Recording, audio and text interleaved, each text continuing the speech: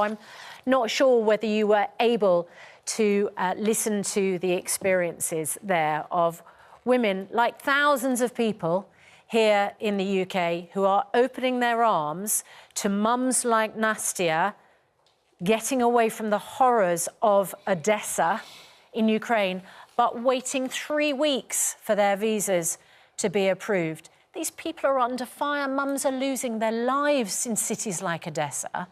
Yesterday, your government colleague, Chris Philp, promised that he would take up the issue of family visas being processed at the same time.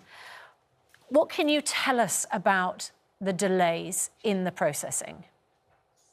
Well, morning, Suzanne. Morning, Ed. I only caught the back end of your interview, but it sounds very familiar to lots of casework that I've been taking on in my own constituency, where families have been trying to help bring people to the UK as quickly as possible. I think it's important to note that the process of getting a visa and coming to the UK is separate to being able to leave the place where you are immediately under fire and in danger. And lots of Ukrainian families have left eastern Ukraine and the cities that are still under fire, and then sought their visa as part of their onward movement thereafter.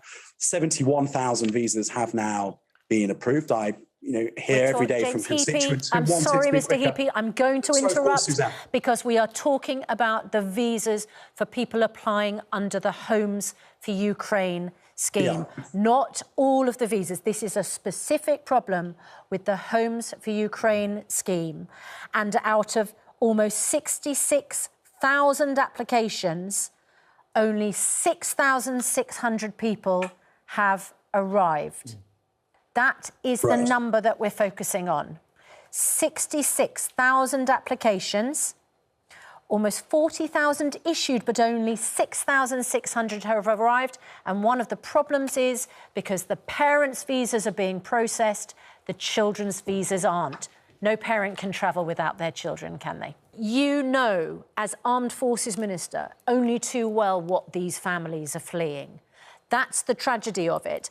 And, and I know you're focused on Ukraine and what we can do for Ukraine. We are trying to help children who are traumatised by that conflict. And we are making them wait in temporary accommodation for weeks before they're allowed to come here. If you go to another European country, you can go immediately.